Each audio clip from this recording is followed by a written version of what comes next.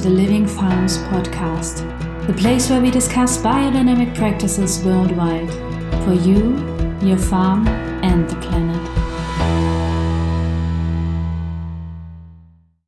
So, welcome to the Living Farms podcast. Today we have a special guest, Sundeep. He's the former secretary of the Biodynamic Association of India, and I got to know him with very active involvement in the International Biodynamic movement. So, welcome, Sundeep. Thank you. Thank you for having me today. So, guide us through your developments. How did you join the biodynamic movement, and how did you got in contact with this movement? Well, it was a very strange getting in. I think it's very unique. I watched a TV program for a very short while. In that TV program, it was a documentary on BBC, and I watched not from the beginning. I just watched it for a little while, and in that little while, I heard these words, biodynamics and Rudolf Steiner, and a little brief of what it was about, this connection of the stars with the soil. And it touched my heart, and I knew that this is what I have to do. Of course, by the time I found the teacher and I did my first training, it was about 2 years after that. But, I always say I'm very grateful to anthroposophy because it helped me find my destiny and a biodynamic evangelist, what I call myself, like promoting biodynamics in the region is really my destiny and what I came here for. Even my family, my partner works in the biography space, so she also found her calling as a counselor through the biographical work. And both of us, I think as parents, the best thing we could ever do is give our children a world of education. So we are really grateful that we could find our destiny and what we came here for. Wow. And why farming? Like, do you have a background in farming, or does your family Not farm? at all. Not at all. When I met my first mentor, Michaela Glocker, she wanted me to actually be in the Waldorf movement, and we did start a Waldorf school, and she wanted me to do with education. Not that I knew anything about education. I was in HR and a little bit about adult education, but nothing about children education. And I don't know, there was just this need, and my daughter is adopted, and when she came to us, I think when she was about a year old, I had a dream, and my children asked me in my dream, like, "What are you leaving for?" And then I was wondering what do they mean, and what was this question? And I tried to see what are the crises in the world today which would impact them when they grew up, and obviously the climate and all these issues came up, and then I figured out that agriculture would be really help if I could do something here. And parallelly, in India, we had the largest amount of farmer suicide. Of course, we have the largest number of farmers, and this was very troubling to me that such an important part of society were killing themselves in such large numbers. So both these reasons drew me to agriculture, and we felt we could really make something for my children in the future. This would be the future. That's what they asked me in my dream, is what I did. Wow. And I'm always astonished because you are everywhere. Like, it seems that you are at all the conferences and that you can manage to be at several places at the same time. But maybe you can guide the listeners through your work. What are you doing in the movement, and what kind of things you are doing in the biodynamic world?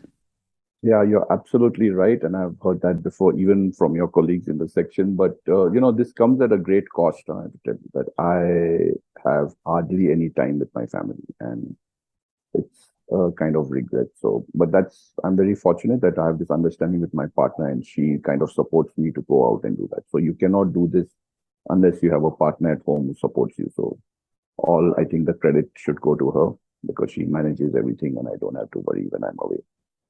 Yeah, so right now I'm, like you said, I was previously the secretary of the Biodynamic Association, and I was limited in that role. I could not advise projects because it would be a conflict of interest. I had to recommend advisors, but it gave me opportunity to visit many farms and learn about many different ways of doing biodynamics. And once, I think in 2018, when we were in Bangkok to a farm, a biodynamic farm, which was advising unofficially, And Christoph Simpfendorfer, Secretary General, was there. And then I was telling him about this, and I was telling him from the course, and he said, "Wow, you know a lot." And then the seed came. Yes, I could also probably advise him. And then I worked with some people. In 2019, when I finished my term as secretary, I started my primary work now, which is a Demeter recognized advisor, advising multiple projects in the Philippines, in Thailand, and in China, and also working with a couple of associations on how they can get formed and how they can grow. My second kind of role is I have a consultancy firm, a boutique consultancy firm with two other friends, and we work on rural development projects which have organic or biodynamic agriculture as the core, as a solution to primarily rural development to stop many people leaving the villages and coming into the city. So how can we develop the rural economy through organic agriculture to ensure that people don't leave? And the third, a very small role, because people have asked, we don't have a organic association in India which represents all sections. We have farmer associations, we have the business association, but nothing for certifiers, for example. And they wanted us to start an organic association. So I'm the secretary of that. We're just trying to get all the organic movement in India together. But that's a small role. The major role is as a Demeter advisor, and that's where most of my travel is. Great. And you just mentioned that you traveled through India for visiting the different biodynamic farms. So, I mean, India is a huge country, but but how would you say is a typical biodynamic farm looking like in India? Uh, yeah, like you said, India is very varied, and then there is very diverse. So if I would say I would like to put it in, say, three categories of farm. So one, you have a large plantation for tea, for coffee, for example, some for mango, which is managed by big landowners, and those are biodynamic farms which are for certification and which are run very, very professionally. And it could be a farm anywhere in Europe, for example, because it's well developed. They have machinery, they have all the resources what they need. And the second kind of farms are medium to large farm, because in India a large farm is already 40 acres, 20 or 30 acres is a large farm. And these farms are biodynamic practices because they were organic for a long time. They already have their customers, and they found biodynamics as really giving good results in terms of quality of the produce. So we have a farm like that. And then lastly, we have many, many, many small farmers. When I was the secretary, we did an estimate. It came to about 100,000 farmers at least, based on the preparations. And these farmers have found preparations making a huge impact on their farms. So they use not only biodynamic preparations, they also use other Indian traditional preparations, but they use biodynamic preparations and also the local Indian preparations and the planting calendar. They really like that. It resonates with the Indian culture. In the big companies, there are also a few companies that work with thousands of farmers in getting them certified, but not so much for biodynamic. I think the largest project which was involved was with 2,000 farmers, but they have 65,000 organic farmers. So 2,000 is quite a small. That's the largest group of farmers who are biodynamic certified. Wow. And like, how would you say is the development of biodynamic agriculture in India? Like, when did it roughly start? I just know these projects that started with biodynamic cotton, for example, for some brands. But when did it start, and how did it integrate with traditional agriculture practices? That's a very, very interesting question, and the reason I say it's interesting is that it really India showed a way, especially in Asia, on how our movement can grow.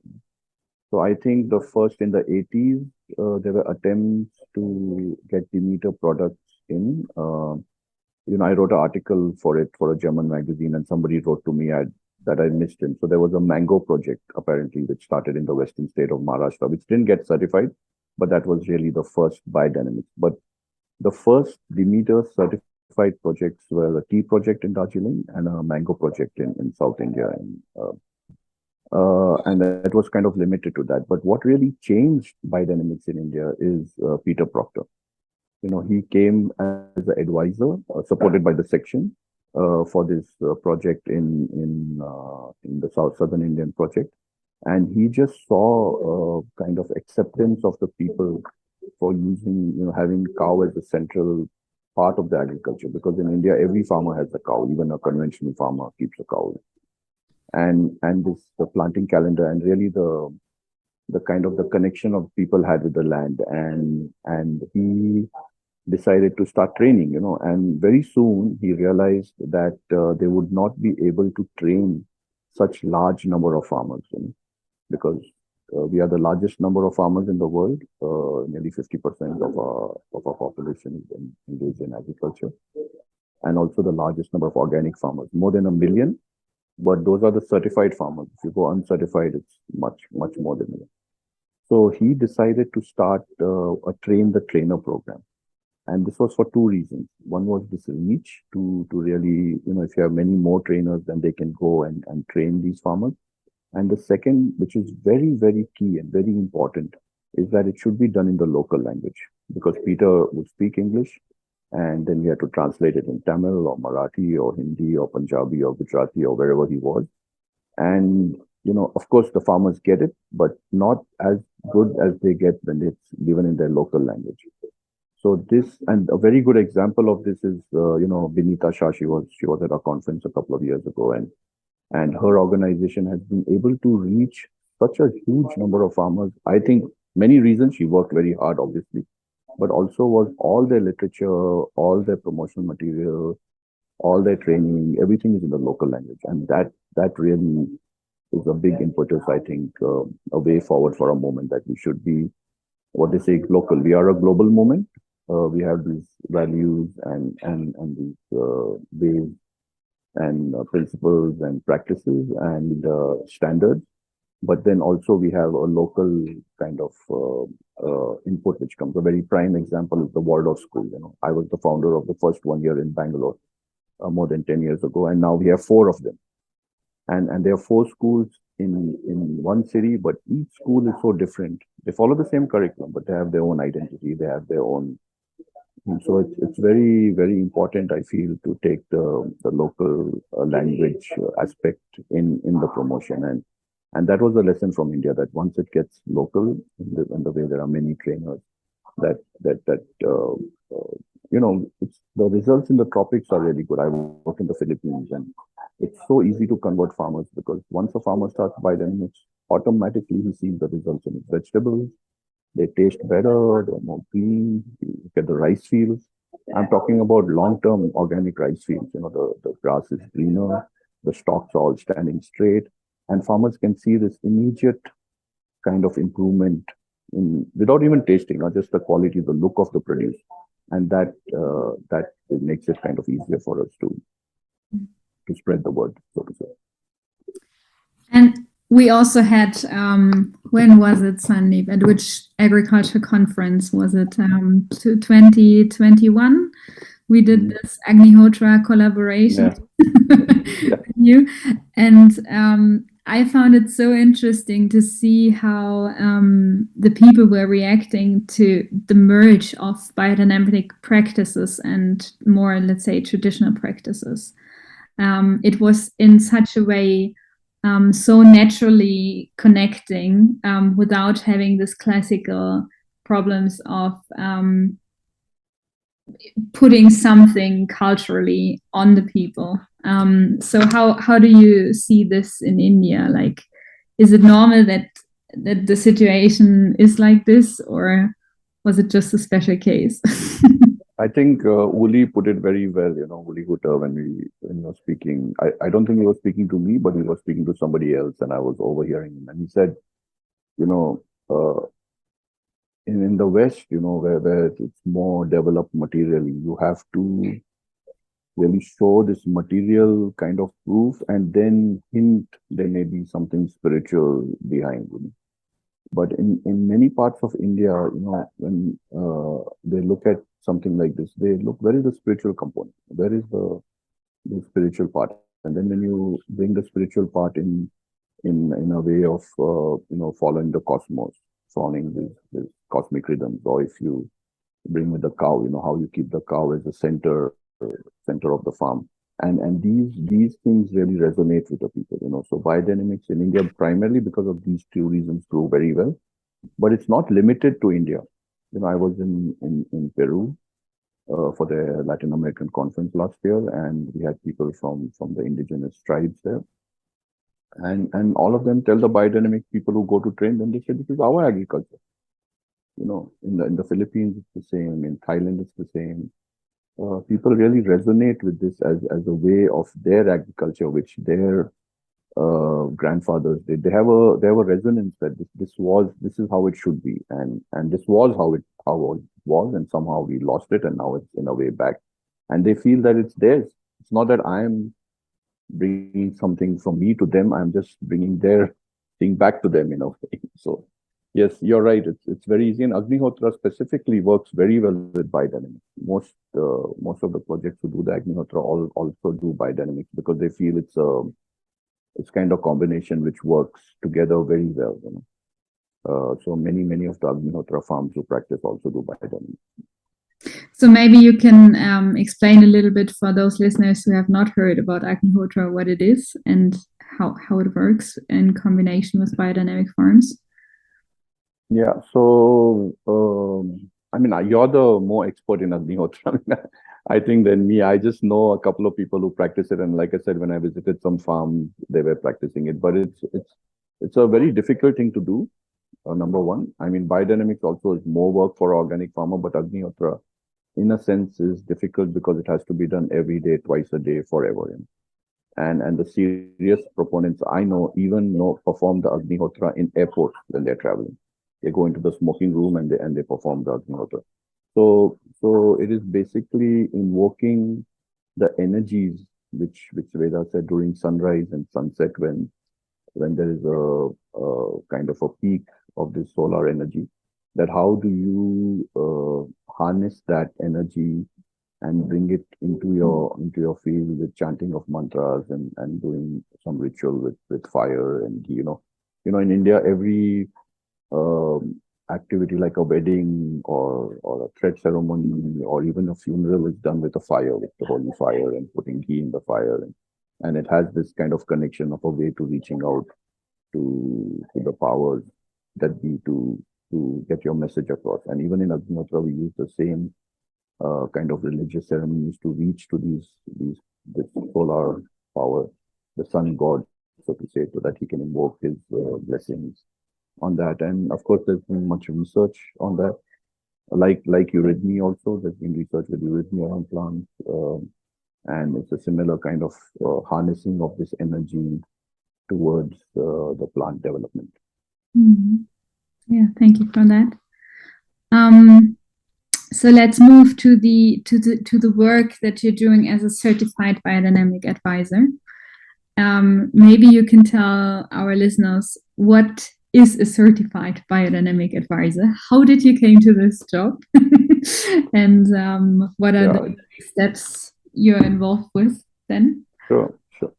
So we have two kinds of advisors we can have.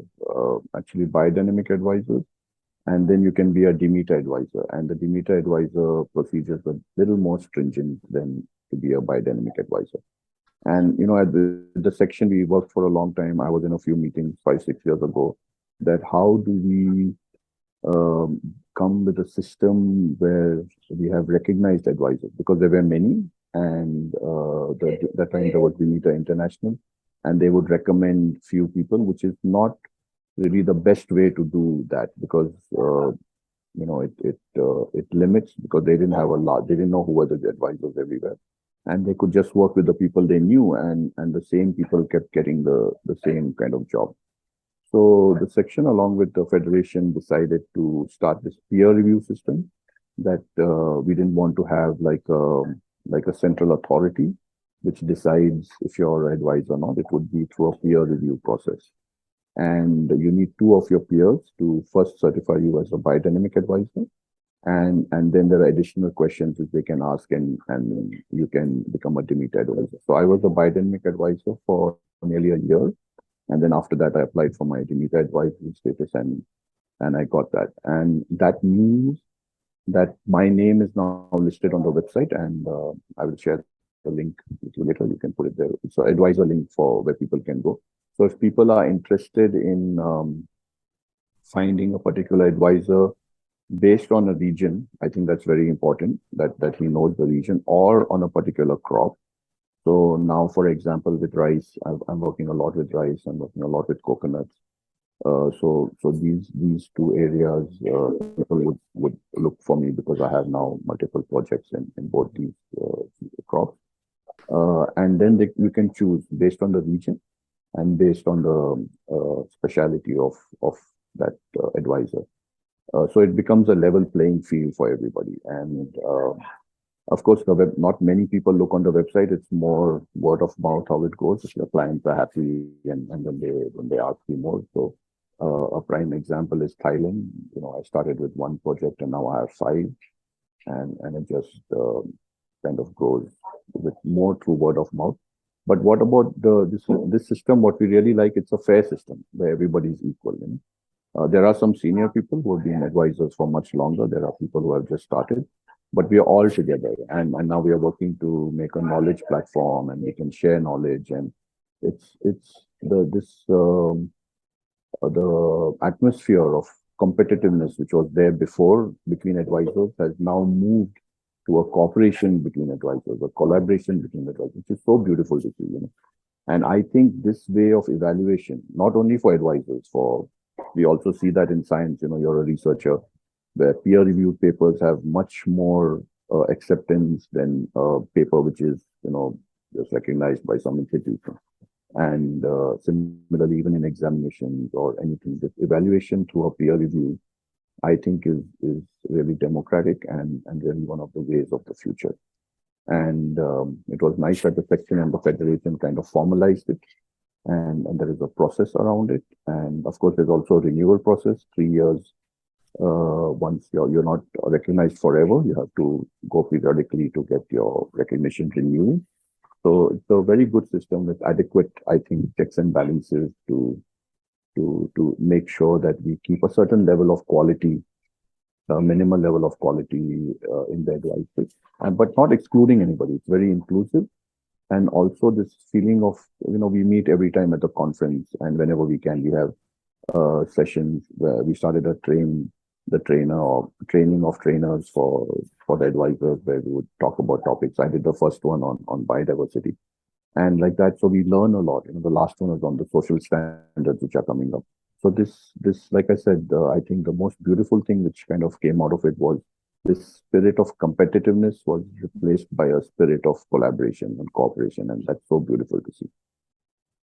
And I mean, it's really a growing movement, like from what I see from your work and from the conference participation, the agriculture conference and so on. It's really expanding by this system as well, or? Yes, it is, because like how I was brought into this advisory system. Also now, I'm following the same kind of philosophy what Peter Proctor did. He made sure that there were at least 2 or 3 quality preparation makers or preparation making facilities. So we have 2 in India, in South and North India, which make a lot, because many farmers can't make the compost preparations. They can do the 500 and the 501, but not. That's very difficult to do. They don't get the flowers or get the parts and the process. It's not worth it if you have a 1-acre farm or a half a hectare farm. You don't want to really be making all the compost preparations.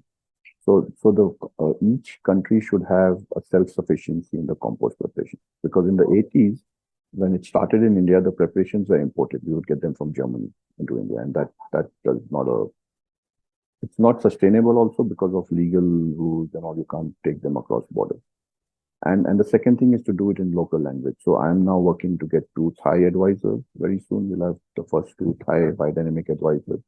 And similarly in China, there's already 1, and we hope to have more. It's a big country, as well as in the Philippines. So So this kind of growing of more advisors who are more local and more regional and speak the local language, because one of the challenges is all my training sessions have to be translated, and it takes more time, and it creates a kind of a I wouldn't say a barrier, but a kind of a filter. So some things are lost. It doesn't come in. A lot depends on the translator. The translator has to be really good. Like, we do a very good job in our agriculture conference because we have these translators who've been doing it a long time. Yeah, if you have a person who can do it in a local language, then it makes really a big difference to the training, and that means also we need more local advisors and more local trainers.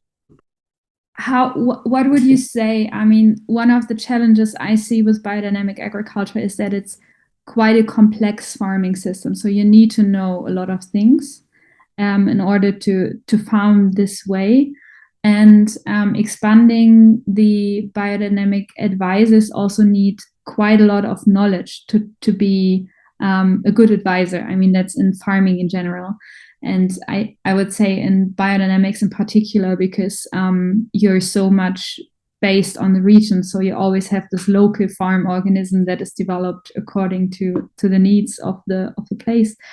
How do you manage this knowledge transfer for the new farm advisors? How do you promote a good way of learning so that the knowledge is transferred in a fast but also this complex way?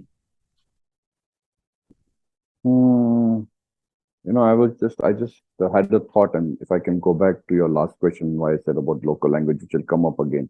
I think one of the reasons for our very fast and good growth in Latin America is because they have this common language of Spanish, and that really helps.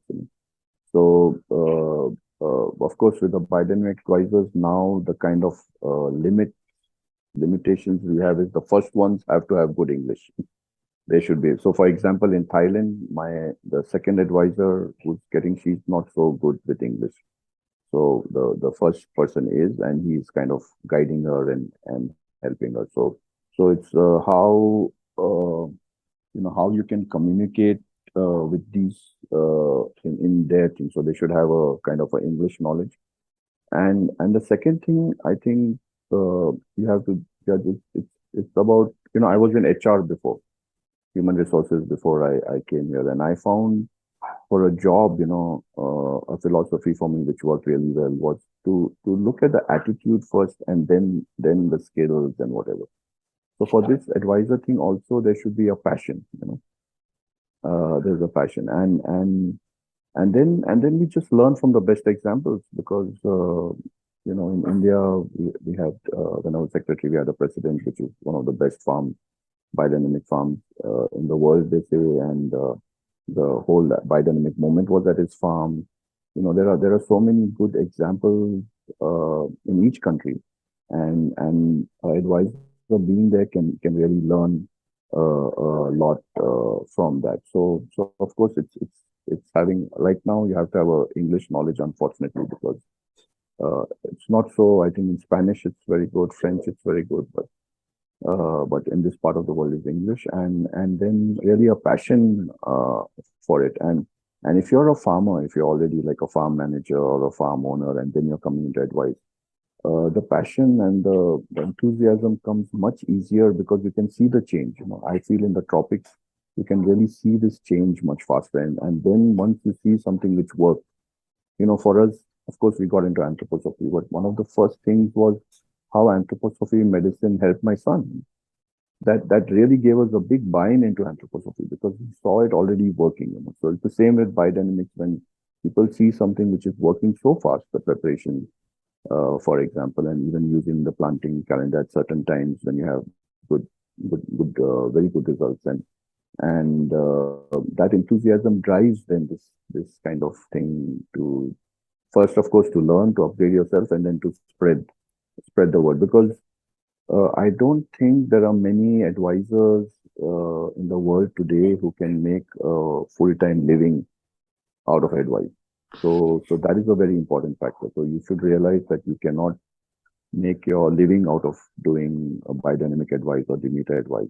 Some do, but very few, not me.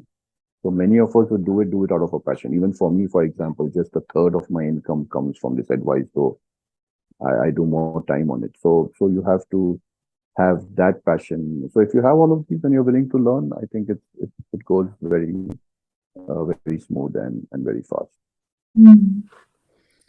And what do you think are the next steps to spread this movement even further in India, or to make the people more aware of the benefits of biodynamic farming, and how to communicate the benefits to the people? I mean, you mentioned the local language is one essential part, and then obviously knowledge, as I heard from you now. But what could be steps to make the people more aware of what biodynamic farming really does for their farms?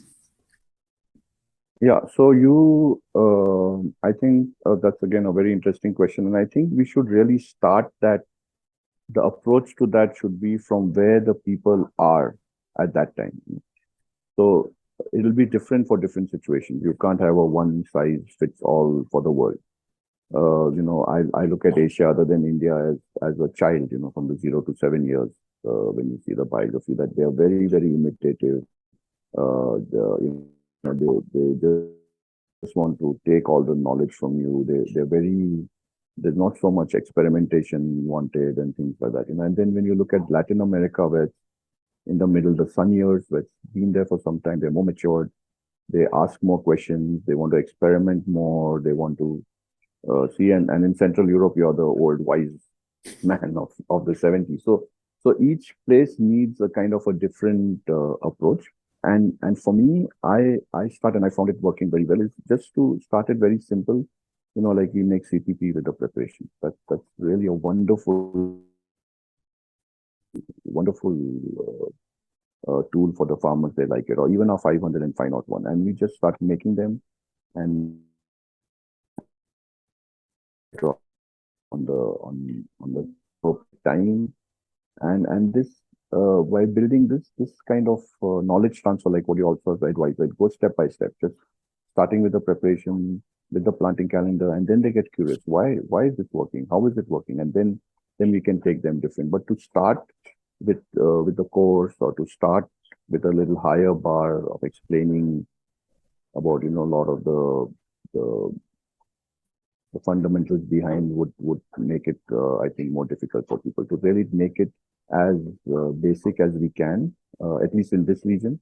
And then people use it, and then people see the results, and then they want to do more. And then once they want to do more, they want to find out more. What is happening? Why is this working? What are the reasons? And then they start understanding the calcium forces and the silica forces. And these are these two things which are going together. And so that's, I think, to really see where the moment is at in that region, and then to do something appropriate for that. And India is a great example on, and when you do something like that, how you can have growth. Because in Asia, the acceptance is very high. We don't have many skeptics, even scientists. I mean, we've had lots of research on biodynamics in India, and many institutes. There is no kind of barrier to say that we can't even. This is not scientific, and let's keep it out. They accept it much more easy. So that's the advantage we have in this part of the world. Mm.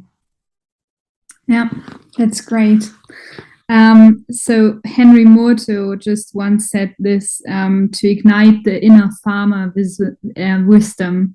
And in Kenya, they said, when I visited the Lembua group, it's about the curiosity, to really get curious, and to ignite this curiosity about testing new things and experimenting with it. Yeah. So then I will come to my last question for you. Not an easy one, but you talked about the passion that is essential to be a biodynamic advisor and work in this movement and so on. So what are your three main reasons that this passion developed, and that you keep working in this movement? Well, the first thing for me is, like I shared, with my children, it was like, what as a parent can I do? I mean, on a real micro level, I can give them a word of education. I can make sure they're fed and support them in all the way through their growth. That's normal. But for their future, and as you know, the biggest crisis we have now is the climate crisis, and much research has already shown. I mean, when I started, maybe the research was there, but I didn't know about it. But now there is new research as well as the feeble study from the 42 years shows that the biodynamic ways the largest carbon sequestration which happens when you use biodynamic principles in our practices in your farm. So I think one of the main reasons is contributing to this cause in our little way, that each farm we convert to biodynamic. Each time we make a compost, when we are applying the preparations, when we are trying to really build that soil organic matter, the carbon in the soil is a contribution to that, along with the requirement for the biodiversity, because we're trying, we always encourage local varieties in the cows, in the seeds.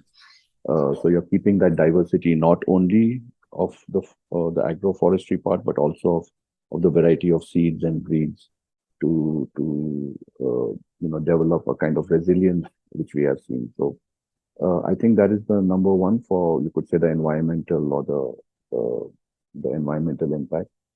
I think the second reason is, Rudolf Steiner in the preface for the course tells Pfeiffer, and Pfeiffer asks him why people are not so active and they just listen, and he talks about, he says it's the food, So we really need this kind of food which activates that inner, or something inside where people eat good quality food, they are charged in a way to do more. And I think we see this, there's a nutrition crisis we have, in India and many in Philippines and Thailand. It's the same. In the cities you have, not in Thailand, it's developed, but in India, definitely we have malnutrition in the villages because of too much rice and eating poor quality food or junk food, which is super cheap. And, in the cities, we have obesity.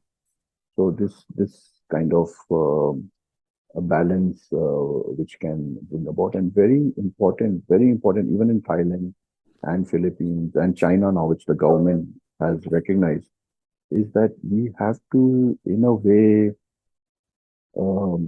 not stop, but at least reduce this traffic of people from the rural areas to the urban areas. Because we're making these mega cities, people come here to the city and become refugees in their own cities. They have to stay in slums. They have very low skilled jobs. So in agriculture is primarily a rural part. In most parts of the world, it's in the rural areas. And there, if there is a development where farmers can make a living and they're very happy to be on their farms if they have good sales and they're able to generate enough just to live. They don't need to earn more. Then they would not leave their villages. So if we can create these rural economies or rural development where the farmers can stay and they not leave agriculture, then or leave the village, then also I think we help with the social thing of they can be in their place and they don't have to migrate. Even though they come to the big cities, they're refugees in India, because I call them refugees. They stay in slums. They don't have access to many facilities, We have a lot of people from the poorer parts of India coming to Bangalore. I live in a city which has an IT thing.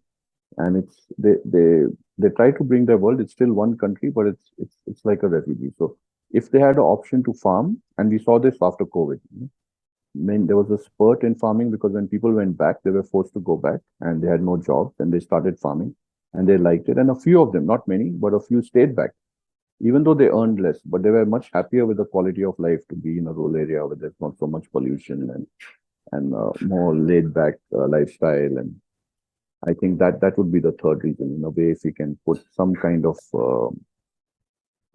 alternative to coming to the urban areas, and you can make a livelihood in your place. That's lovely. Thanks for sharing this, Sandeep. Yeah. And I'm pretty sure it's not the last time that our ways have crossed it. Yeah, sure. The biodynamic world. And thanks for sharing your insights for our listeners here. You're most welcome, man. Hope to see you soon. Thank you.